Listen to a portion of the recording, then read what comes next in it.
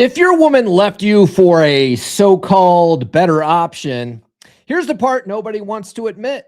Hypergamy did not ruin your relationship. It exposed that you stopped being her best option. And if you keep blaming female nature instead of your own decline, you're going to repeat the same ending with the next woman, no matter how much red pill content you watch.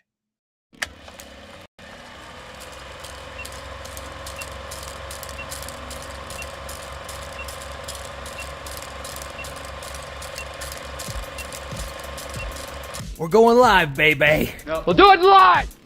You're listening to the premier podcast for men who want to not only be better with women, but want to be better men in general. This is the Come On Man podcast. And here's your host, Paul Bauer. Paul Bauer. Paul Bauer. Paul Bauer. Paul Bauer. Paul Bauer. Paul Bauer. He is a certified master life coach and NLP practitioner. It's true. It's damn true. Happy hump day, gents. What's good? If you guys are new to the channel, my name is Paul Bauer. I help men level up and get better with women. And the funny thing about doing that is it tends to make us better men in all areas of our lives. Now, most of you were not dumped because she's hypergamous. You were dumped because you stopped being the best option in her world. Every man in this audience was told the same lie, that women are the problem, that female nature is the villain. But the truth is harder. Your habits, your standards, and how you showed up trained her how to treat you. By the end of the stream, you're going to understand exactly where that slide started, not so you can feel bad about it, but so you can rebuild into the kind of man hypergamy locks onto instead of walks away from.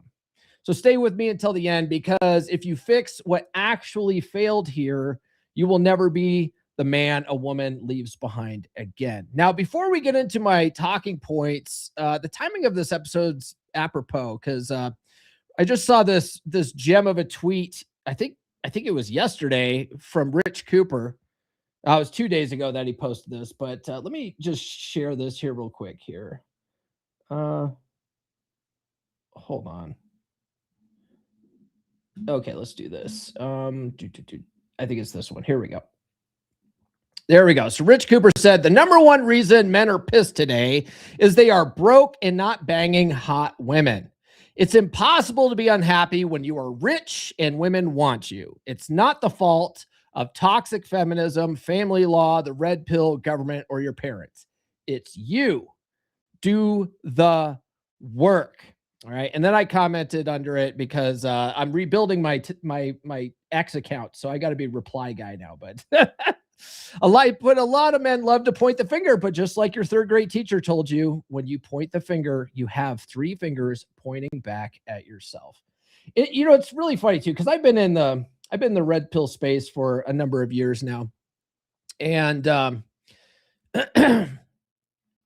and that's always been sort of the theme, right? It's almost like red pill really is just praxeology. It's about what is. It's not necessarily about morals. There's not a lot of the red pill guys aren't giving you a lot of prescriptions. You know what I mean? And so what ends up happening is when they're telling it like it is, they make it sound like it's never your fault, right? It's not your fault. It's these cheating women and these hypergamous women. And so a lot of guys get that messaging and they turn it into, yeah, women are the problem. Yeah, women are the problem. And they never do any kind of self-reflection. Okay. Yes, women are hypergamous, but what are you going to do with that information? Like, how are you going to use that to your advantage? Okay. You saying I don't have to change because women are hypergamous. It's just like a fat feminist going, men should just love me for who I am. Right. Like it's the same thing. It's the same thing. Okay.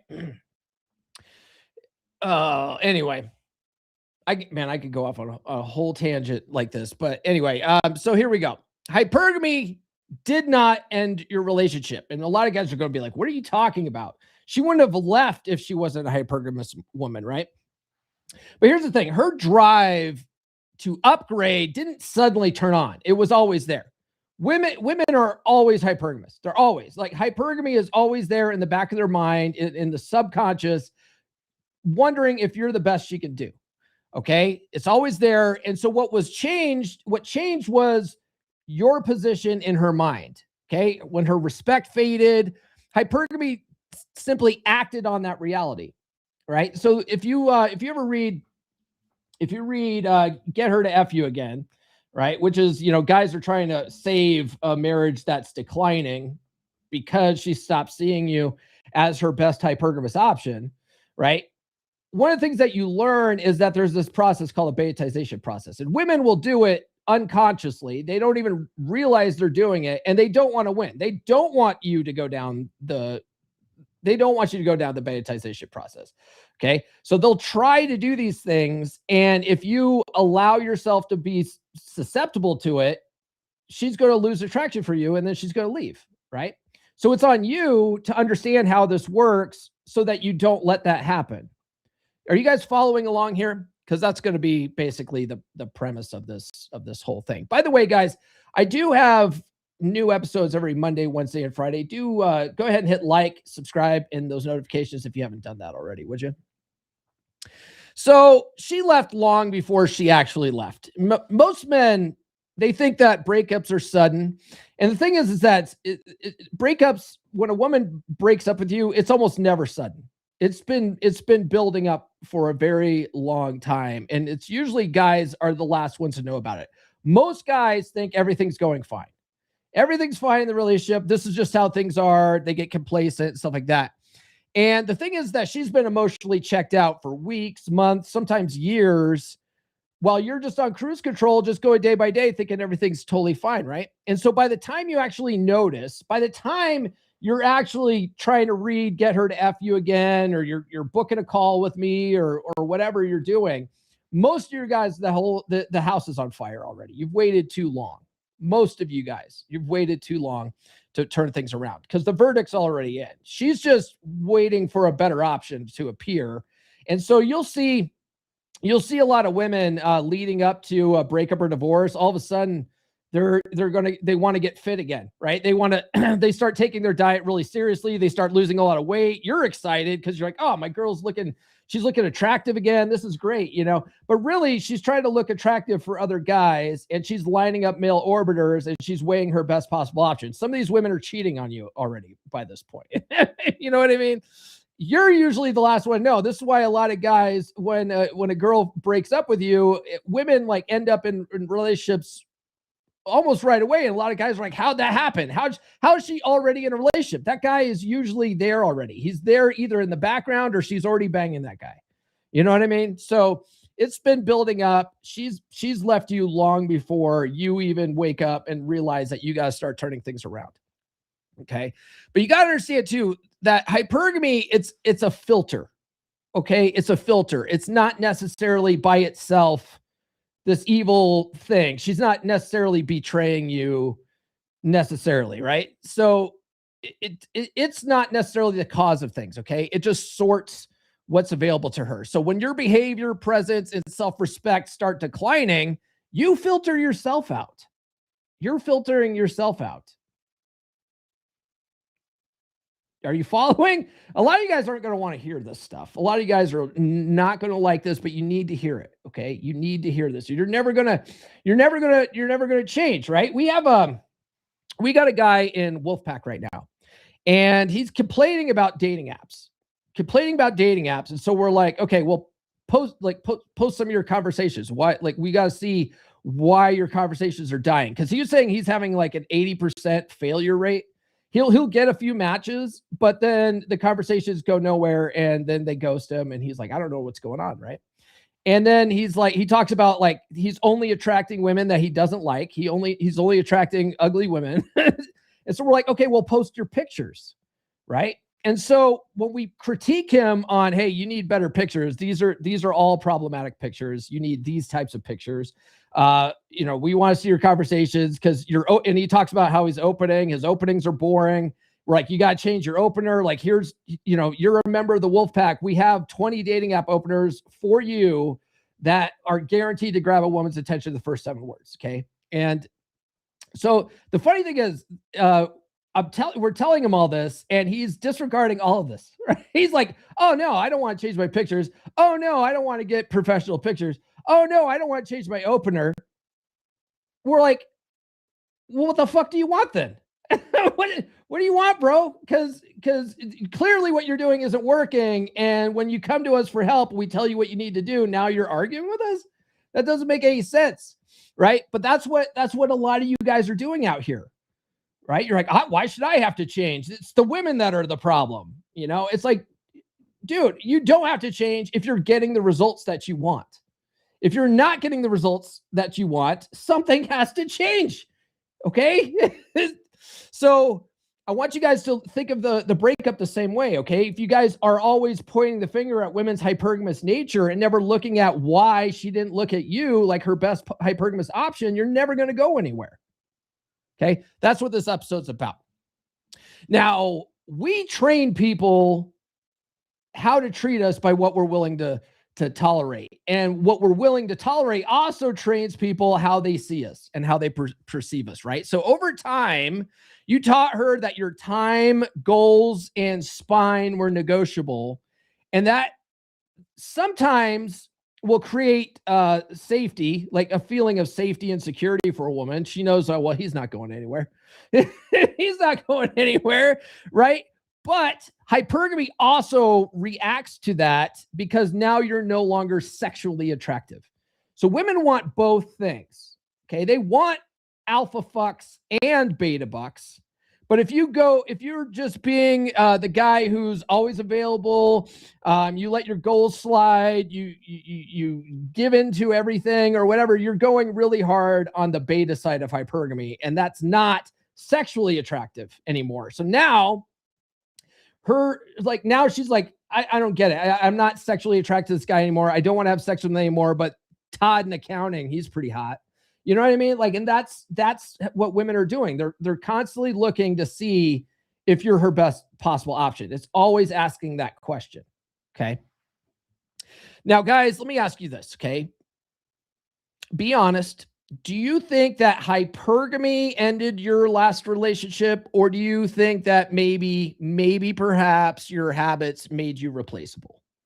Let me know in the chat or the comments, or if you're watching the replay. Let me know what you think, okay? Be honest. You're in the trust tree. No judgment here. We've all been there. Okay? How do you think I ended up in the space? It's because I was doing this kind of shit, and these, my ex-wife and red pill chick, their hypergamous nature told them that I wasn't their best option anymore. And so they wanted out, right? And it wasn't until I had this epiphany after red pill chick that I was like, fuck, I need to change something about me. There's something clearly I'm doing wrong here. Okay. Once you have that epiphany, that's the only way you're going to find the answers that will change your results going forward, is if you take some self-accountability. And that's another thing that, us in the red pill space, we love to talk about how women don't have a sense of accountability, but most of you guys don't either. Most of you guys love pointing the finger at these evil women, and you never point the finger back at yourself going, okay, what the fuck can I do better? Right? So when you stop being the prize, and this, God, it's funny. I'm shitting on the red pill type tropes here because, and I'm in the red pill space, right? So I'm guilty of it too. You'll see me post this kind of shit on social media. It's usually my shit posting. I'm really bad about shit posting. But the thing is that shit posting gets engagement. So, I got to play the game. I got to play the cards I'm dealt with when it comes to social media. But the whole idea of that is to get you guys to come to the podcast, actually learn something. Okay. But she's going to start shopping around if you stop being the prize. And a lot of us in the red pill space talk about how men are the prize and hot women are a dime a dozen. There's no shortage of hot, beautiful women out there. Okay. You just being a man by yourself does not automatically make you a prize of anything. All right. Men have to build themselves. You have to, men have a burden of performance. Like, women are just inherently given their value. If they are remotely attractive, they just have to show up. and they're automatically just granted their value, right? Men have to build our value. We have to become valuable, or else not just women, society doesn't give a shit about you, right? So you're not automatically the prize. You have to actually become a prize. Okay, that was our brother in the wolf packs is having problems with his dating profiles and stuff like that. We're telling him, like, this is how you have to craft your dating profile. And he's like, well, I'm really a boring guy. I don't really do much. I don't really, and we're like, most guys are boring guys that don't fucking do much. Okay. But on a dating app, it's a marketing tool. All right. You have to portray this awesome life because women want to join your lifestyle. If you literally show up leading with, hey, I'm a boring guy, I don't do fuck all, like, women, that's not attractive to women. They're like, oh, well, fucking, like, what sets you apart? Nothing. Every guy's a boring guy out there. What sets you apart? Right. And this is why we invite you to stop being a fucking boring guy. Okay. Life is this amazing thing that's worth experiencing. Why don't you go out there and experience some of it? Okay. When you go out there and experience life and you start, developing hobbies and you start doing fun things like fucking backpacking and backcountry skiing and shit like that, women want to join that lifestyle. That sounds fun. But if you're like, oh no, I just, I work and I go home and I play with my kids and I watch some TV and like, that's fucking boring. No one wants to join that. You see where I'm going here? Okay. Women, you don't just show up and women just like you. It doesn't work that way for men. Okay. Women do that. Women are hot. They show up and men just like them because they're hot. You know what I mean? Like, it doesn't work that way for men. Okay. You have to be a man of value. And a lot of guys, a lot of guys think this means money. It's not money. It's not even money, right? It's the traits that men typically have that can acquire money, like assertiveness and ambition and all that kind of stuff. That's what women find attractive. The money is just icing on the cake. You know what I mean? But if you have like an exciting lifestyle and you like to go do fun things, like I like to go, mountain biking on the weekends, and I like to go, like, whatever. I like to go exploring small towns and shit on the weekends or whatever, anything like that. I'm a jeeping guy. I like to go fucking mudding off in the woods and stuff like that. That's fun stuff that women want to join. You understand? Okay. So you stop being the prize. And so she started shopping around because she didn't suddenly become disloyal. Okay. She responded to you no longer acting like someone worth holding on to. And then what feeds into this is most of us are nice guys. I'm a recovering nice guy. And most of us are nice guys. And nice guy syndrome feeds her hypergamous instinct to cheat on you and leave. Okay. Because what nice guy syndrome does is it has you leading with like all the beta type shit. Right. So that's you trying to be a pleaser. You're putting her on a pedestal, all that kind of stuff. She's like, ugh, it gives her the ick. Going back to our brother in Wolfpack with his dating app profile pics. Some of it, I think he had 2 or 3. He had 2 or 3 pictures of him and his kids in his dating app profile. And I was like, bro, kids don't belong on dating apps. Kids don't belong on dating apps. Get rid of those. Okay. And 2, when you are just posting pictures of like, I'm a great dad, look at me with my kids, you're leading with beta provider energy, right? You're leading with the beta provider shit. That's not attractive to women. Okay. Now what's funny about that is because you might think, right, with your nice guy brain, you might think, well, don't women want providers? Don't women want a family guy? No. I mean, they do want that eventually, but they want that from a guy they already want to fuck. They want that from a guy that they're sexually attracted to. So she has to be sexually attracted to you first, then relationships and family might come later. Do you see how this works? And women will never tell you that. Women are utterly incapable of telling you what inspires them to be in a relationship with you. It's not the beta provider shit. It's the sexual attraction. Okay. And women will never tell you that kind of shit. All right. So you have to lead with the sexually attractive stuff to get them interested first, because women don't fuck a man they get to know. They get to know a man they want to fuck. They have to already want to fuck you. Okay. So you can't be leading with the beta provider shit.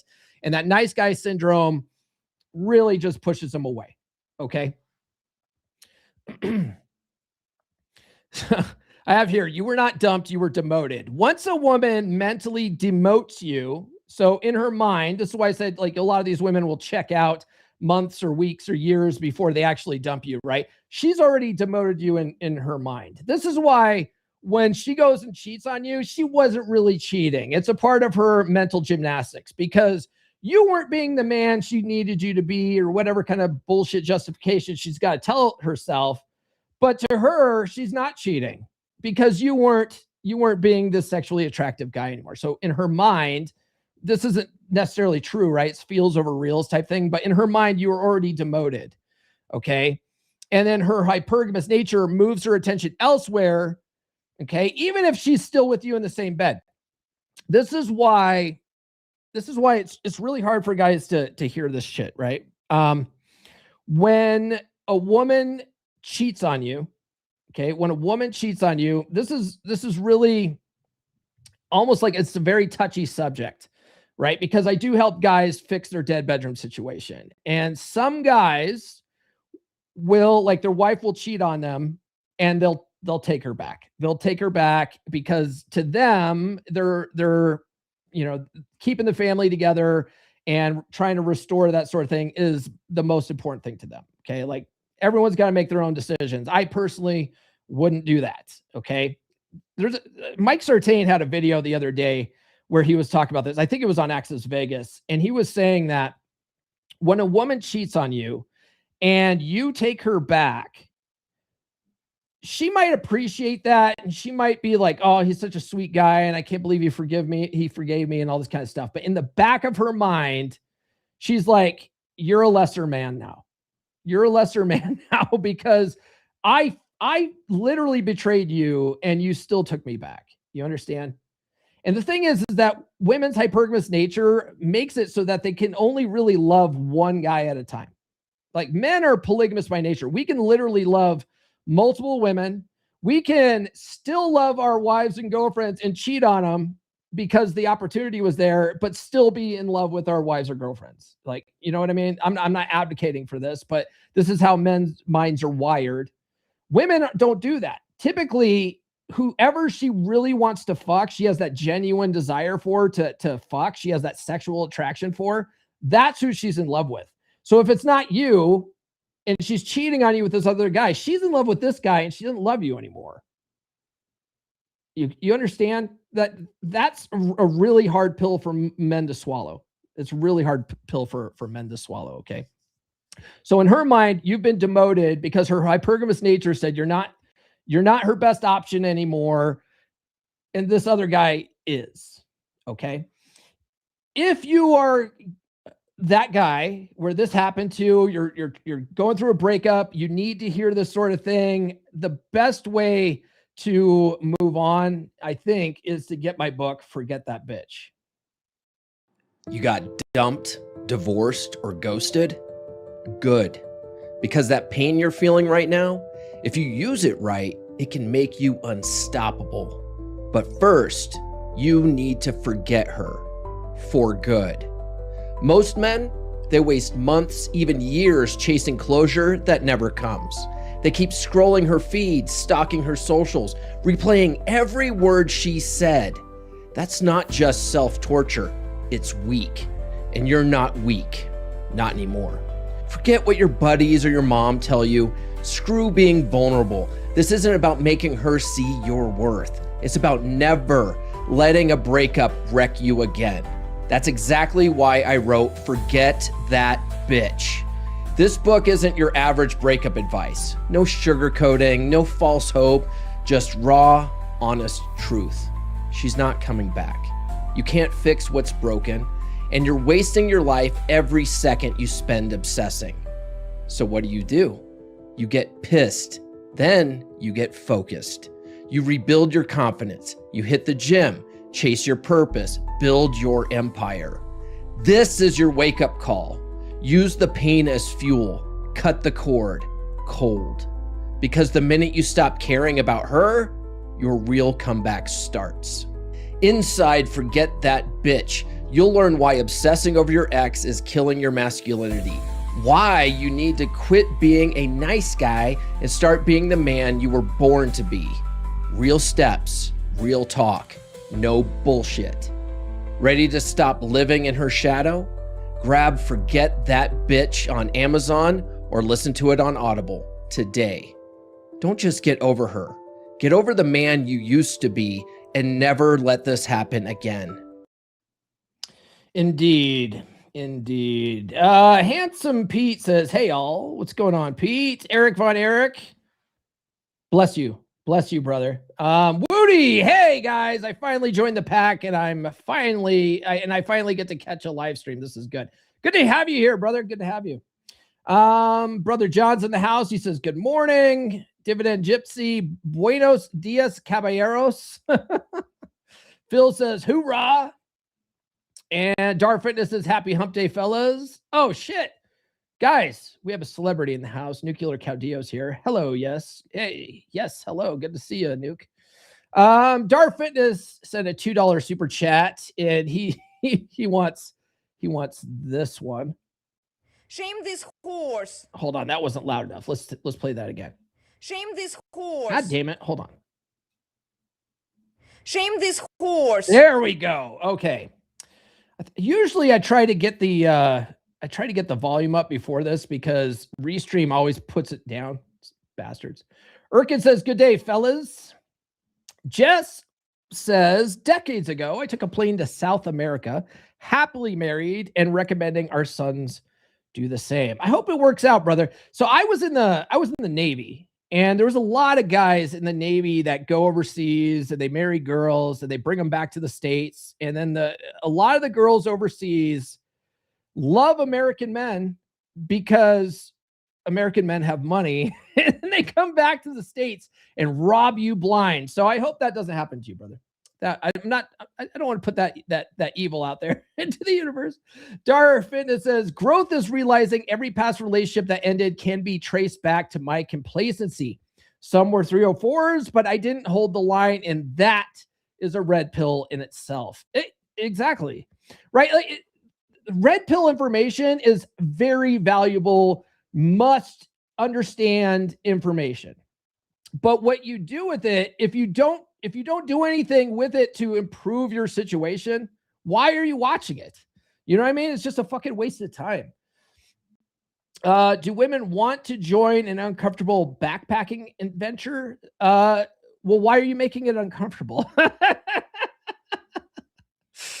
I think they do if you make it comfortable for them. All right. Another red pill is that when they cheat, assuming it isn't a close friend or something, you can't even be mad at the guy. That's a thing too. This other guy on Facebook the other day, I posted a picture. It was some kind of meme about a girl cheating or some crap. I don't remember what it was.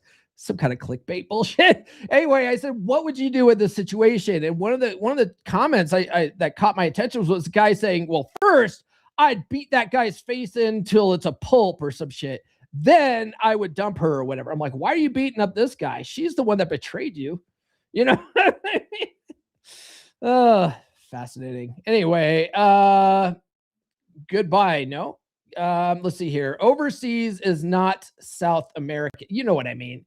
Other countries. Don't spurg out on me, okay, CJ? All right. So you became predictable, right? Predictability is boring. It's not attractive. And when you become a predictable guy, I talk about this a lot, especially on Dead Bedroom Mondays, right? When you become a predictable guy where you have a routine, you go to work, you come home, you crack open a beer or two, you watch football, you try to have sex with her, she fucking blows you off, you get mad, you go to sleep. And then you just repeat that same day over and over again, and you never fucking do anything. You're fucking boring and predictable. And women don't like boring and predictable. This is why, like, a lot of women sometimes will just cause drama out of nowhere because the relationship's stagnant And this is them trying to add a little spice to shit. It's the most annoying fucking thing ever. Right? This is why, like, you've got to understand how to fucking work with this kind of stuff. This is why stuff like agree and amplify, when a woman, like one of our brothers at Wolfpack was saying how his wife got really mad at him because he'll be on his phone, and when she comes in the room, like, he'll lock his screen and put his phone down or something, and now she's mad about that. Like, that's a perfect opportunity for agree and amplify and not take her bullshit seriously, right? And then have fun with it, right? Because if you're doing that kind of stuff, it creates, it's like, she might get mad, but if you're having fun with it, it's not boring. It's not boring. Now you're an attractive guy. It's fascinating how this shit works, right? A lot of you guys tried to negotiate your attraction, you know, using logic, apologizing, trying to have all these emotional talks because someone along the line told you that, you know, communication is the most important thing in a relationship. So you try to communicate more and all that kind of stuff. But that more of that kind of stuff is really what just makes you more of an unattractive guy. You're trying to negotiate desire, and you can't negotiate that desire. You can inspire desire through attractive action, but you can't negotiate it. You'll never logic her into her pants. You'll never do that. Okay. And so really what we've come to then is that hypergamy exposed the truth that you avoided. It showed that you stopped growing. You got complacent. You stopped being assertive. You stopped investing in yourself. And she just reacted to that reality. Okay. It's not that all of a sudden her hypergamy turned on one day and she left you. It's that her hypergamous nature is always watching you, and you started declining in the relationship from her perception anyway.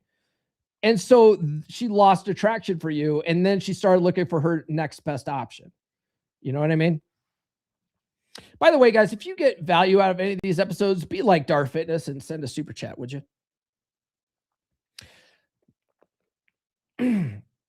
So I'm just looking at these notes that I have here. So the way I make notes is I'm like, okay, this is the kind of episode I want to get. This is the kind of point I want to get across, whatever. And then I run it through. I like most creators these days. I run it through ChatGPT and I say, give me 20 talking points I can riff off of. All right. So it's still me just running my mouth, but there's these ideas that pop up. And so when they come up during a show, sometimes I look at it going, what the fuck? But it says here that rejection is not proof that she is evil. Rejection is proof that your position dropped. I'm like, okay, I see where you're going with that. It's just a weird way to word that.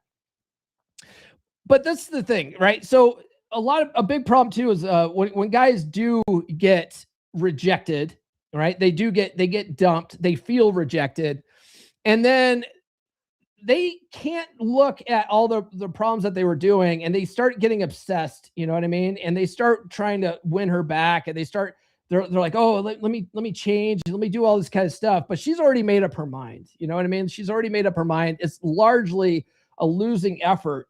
When I wrote Forget That Bitch, I had it from the mindset of, like, this is the guy I'm writing it for, really. You know what I mean? It works for any guy going through any kind of breakup, but specifically I was writing with this particular guy in mind, this avatar, as it were. And it's because I've seen it so much play out, being in the space for so long and working with a lot of guys, and, you know, just in the original 3% man group that I was in when I first started the podcast.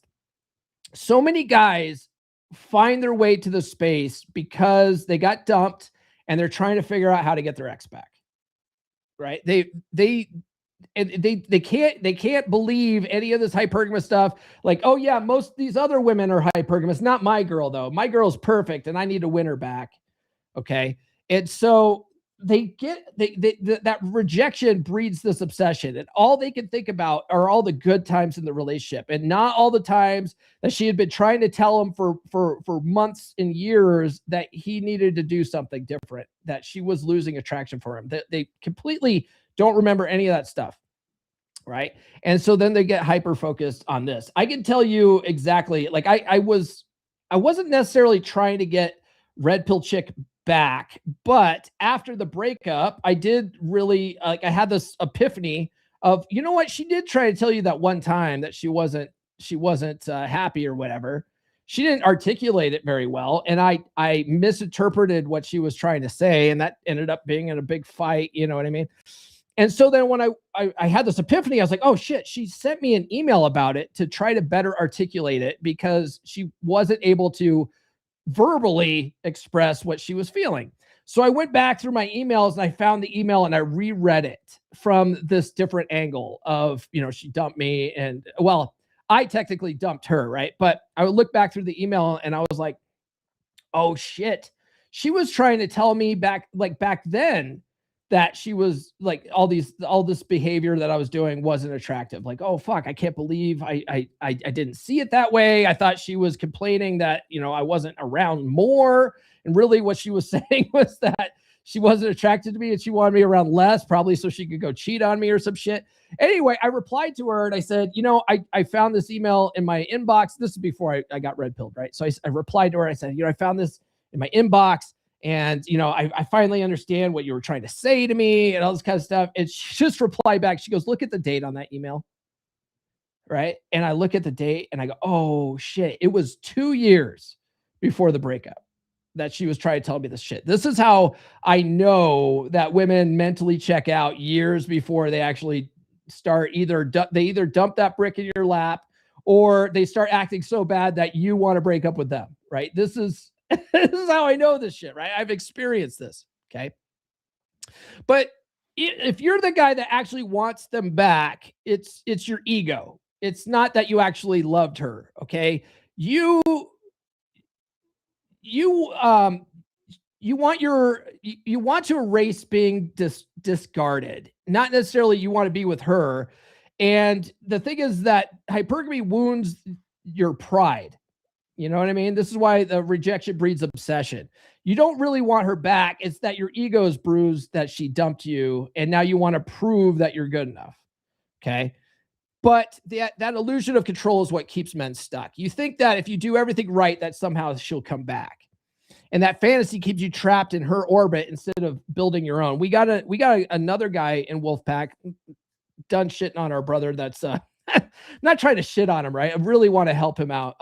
But I'm done shitting on our brother that was asking about dating apps. We had another brother in Wolfpack, and he's been mentally going through this breakup for over a year now. His ex-girlfriend left him a year ago, and he's been mentally stuck in this place, right? And a lot of it is because of this, right? Your ego's bruised, you were discarded, you can't get it out of your head. You can't get it out of your head. And that's another reason why I wrote Forget That Bitch, because you have to get her out of your head. You have to actually literally get her out of your head so that you can move on and start rebuilding your life. Because the more you're focused on her and the past, you're living in the past. You're not moving forward and you're wasting your life. My man has wasted an entire year obsessing over the breakup and all this kind of stuff. And a big problem with his situation is that he's allowing her to stay in his life because, you know, he was a widower and then he met her. And so she was a big part of his life with his kids. And so when they broke up, he still is like, yeah, you could be a part of my kid's life. And so he's still like hanging around her. It's like, dude, you don't owe her shit. She's not your kid's mom.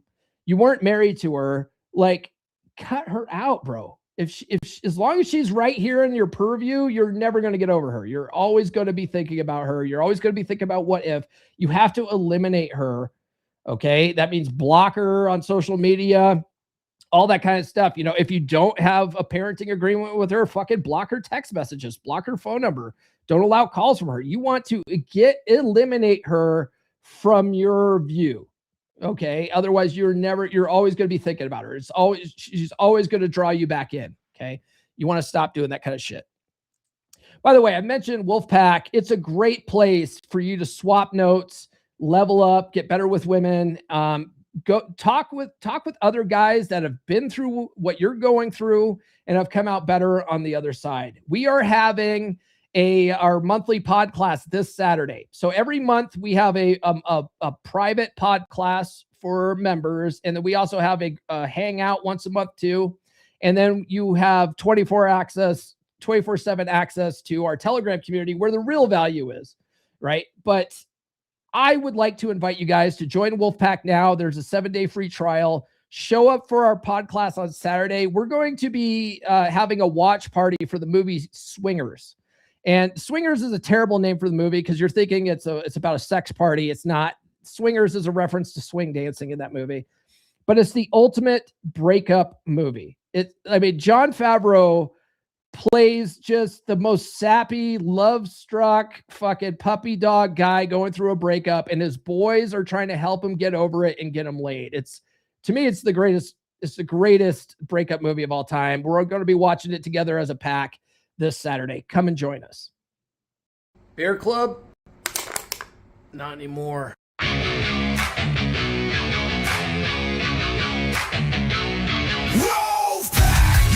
What's broken? You lead like a man again. No pity, no therapy. Just fire, just flame.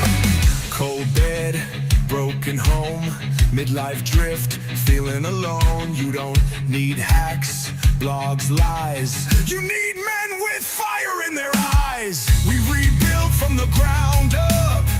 No excuses, no soft stuff. Telegram lit 24/7. Brothers locked in steel, not heaven. Step inside the pack. We don't fall, we attack.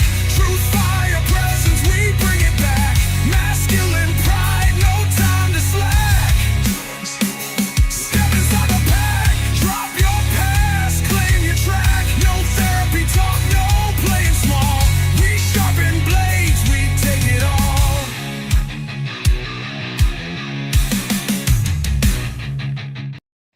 Somebody too sweet me for that one. Nurse Chick's in the house. She says, "Good morning, gentlemen. Happy hump day." Nurse Chick gets this. I'm so naughty. Yep. I'm gonna come. Yep. That pussy must be ridiculous. It is ridiculous, guys. Let me tell you that. Okay, where are we at here?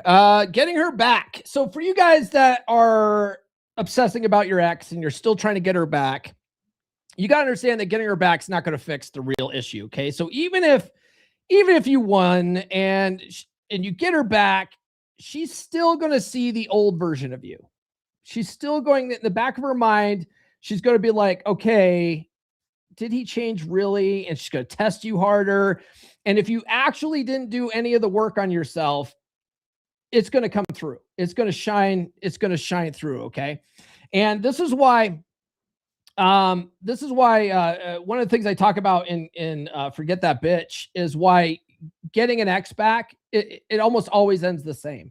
There's several case studies in here where guys did get their exes back, and it literally ended the same way every time. There was a guy in the 3% man group that I was in, and he's one of the guys that I had envisioned when I wrote this book.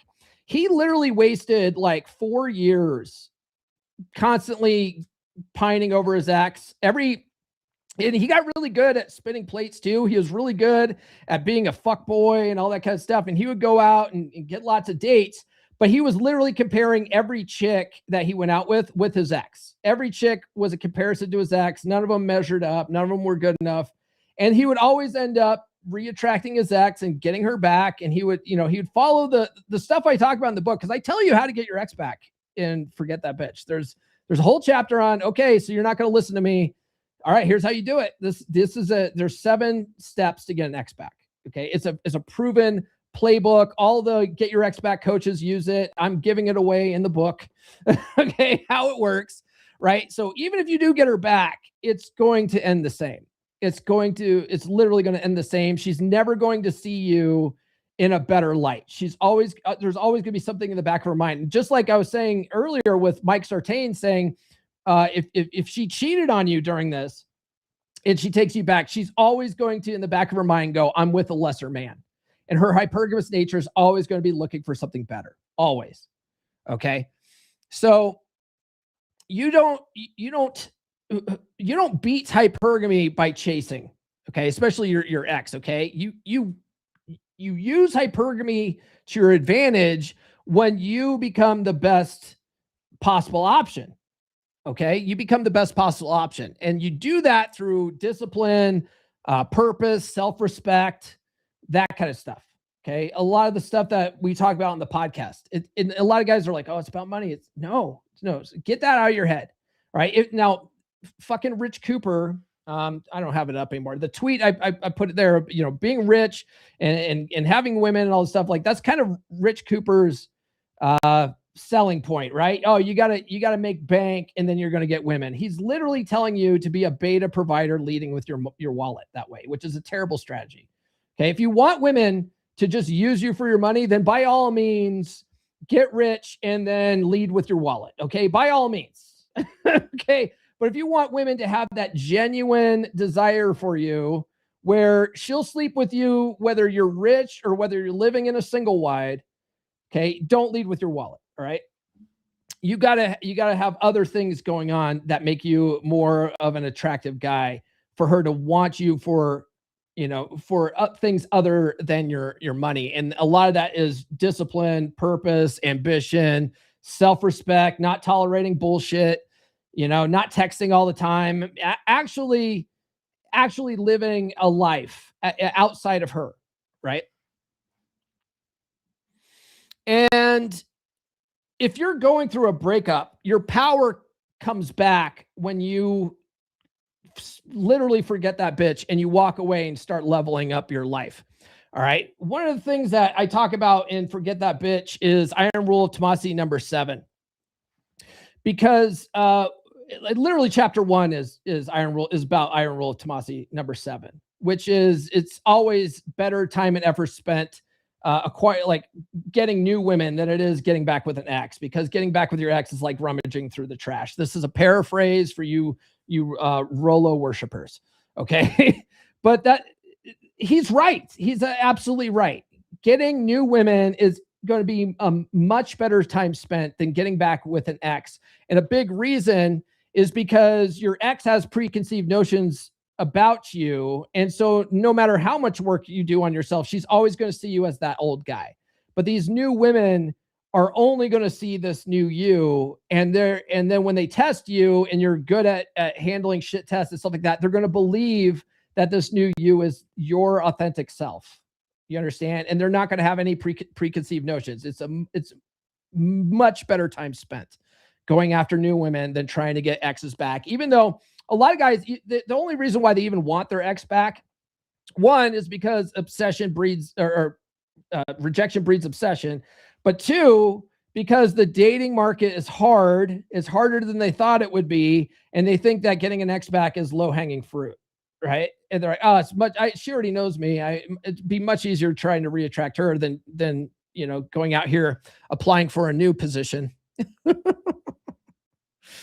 By the way, guys, follow me on social media, would you? The links are in the description. I'm on all the good platforms. I'm streaming to X again, so that's good. I haven't, so I paid for premium, but they haven't given me my blue check mark yet. I'm a little worried that they're going to go digging through and go, oh, wait a second. This is the guy we banned back in November. If that happens, oh, well, fuck them. I don't know. This time when I subscribed using Google Play as the subscription mechanism, because last time I did it through the browser and they did it through Stripe, and Stripe doesn't give you a way to cancel. And so they were still billing me after they fucking banned me. It was a whole fiasco. So don't do that. All right. Hypergamy follows strength, not promises. Women respond to what you do, not what you say you will become. This is why you don't talk about it, you be about it, right? And your job isn't to change her. Your job is to rebuild yourself into someone she never would have left. Okay. Or someone who would never stay where he's not wanted. A big motivator for me when it came to creating the podcast. Well, actually, the big motivator for me in studying this stuff before I even started the podcast was because I had two of the biggest relationships of my adult life fail. And then I was back on the dating circuit. The first time I was on the dating circuit after my marriage, I was like 50 pounds overweight. It was really hard to get dates. I was struggling. I floundered on the dating circuit for almost a year before I met Red Pill Chick. And then when I did like most guys do, I went all in on Red Pill Chick. I was sniper dating, and I ended up in a relationship for 4.5 years that I probably never should have been in. There was tons of red flags that I conveniently overlooked because I just didn't want to go back on the dating circuit. And so then after I broke up with her, though, I'd lost all that weight. And so getting dates on dating apps was easy, because amazing, when you lose a bunch of weight and you get in shape and you have better pictures, you do better on dating apps. It's amazing, right? But I was still, once I would meet up with these chicks in person, I was still like, things weren't going anywhere. And I was like, what the fuck am I doing wrong? Right. And so when I started studying this stuff, really my motivation was, I never want to be in this position again. I never want to be in a position where I'm getting complacent in relationships and the women dump me. And then when they dump me, I'm devastated. I never want to be like that again. Right. So the thing is that once you study this stuff, it won't guarantee that women won't still leave you. Right. Because there's no guarantees there. There are zero guarantees. A lot of guys will marry a girl thinking that putting a ring on it guarantees that she'll stick around. But the divorce rate proves that that's just fundamentally not true. Okay. You can't, like, putting a ring on it does nothing. There's no guarantees. In fact, it just complicates things. And when you want to break up, now the government gets involved, and then she's awarded cash and prizes. You know what I mean? Like it still doesn't solve the problem. So the only solution is to build yourself up to a place where if they leave, you don't give a shit. Like, you know what I mean? Like, you're not as mentally and emotionally just devastated by it, because you start understanding women's nature. You understand like your part in the role, and you realize, fuck. Yeah, I probably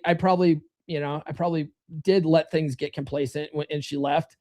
Oh, that sucks. All right, well, I'll do better next time. You know what I mean? Like, it fundamentally changes your mindset about how all this works. And so regardless of outcome, that's another thing too. You learn to let go of attachment to outcome. And the miraculous thing about that is when you let go of all attachment to outcome, you're more likely to have success with this stuff. You know what I mean? That's what the whole goal was. Okay. So your job isn't to change her. Red Pill is not about changing all women. Okay. It's about rebuilding yourself into someone that women are less likely to leave. And if they do, you're not destroyed by it. And you also don't tolerate bullshit. So you're more likely to leave now instead of staying in situations because you have a scarcity mentality and you think that she's the best that you can do. You understand? Okay. I hope you guys understand where I'm coming from here. The man she left is not the man she would date now. So that's the real uncomfortable truth. Okay. Hypergamy doesn't punish growth. It ignores stagnation. So that's really the premise of this whole episode. Okay. Yes, women are hypergamous. Okay. But it's more about a filter for you. A woman can be hypergamous, but if she sees that you're her best possible option, she's not going to leave. Her hypergamous nature is going to keep her there. She's going to say, he's my best possible option. I'm not going to fuck this up. Right? She might still fuck it up, but she's going to at least not want to fuck it up. I hope that makes sense, right? So it's not that hypergamy is why she left. Hypergamy can also be the reason she stays. It all determines on it all comes down to you and how you're showing up in the relationship. Do you guys understand where I'm coming from here? All right. So if she dumped you, I want you to understand that future women, they're not going to know your old bullshit. They're not. You get a clean slate when you're talking to new women. This is why Rollo's right. Once again, Iron Rule Tomasi 7's right. The new women aren't going to understand your old mistakes. This is also why you don't talk about your relationships, your old past relationships to women, right? If they ask you about them, you put a positive spin on it and change the fucking subject. But because you don't want them knowing your old mistakes, and you want them to see you for this new person that you're building yourself out to be. And if you can do that, you're going to do just fine. You're going to be fine. Okay. Have a clean slate. And that's why moving on is going to be your most powerful way. Okay. And you got to get out of the past and stop worrying about your ex's hypergamous nature. Okay. It's not going to help you. All right. That's all I got for this episode, guys. I appreciate you sticking with me till the end here. Tune into the podcast on Friday. We're going to be bringing some woo-woo back to Frame Friday. I've been taking another pass through one of my favorite metaphysical books, The Kybalion, which explains the 7 hermetic laws of the universe and how reality works. Now, if you're a religious person, like you're a Christian or whatever, I want you to know that a lot of Christian beliefs, a lot of all religious beliefs have a base in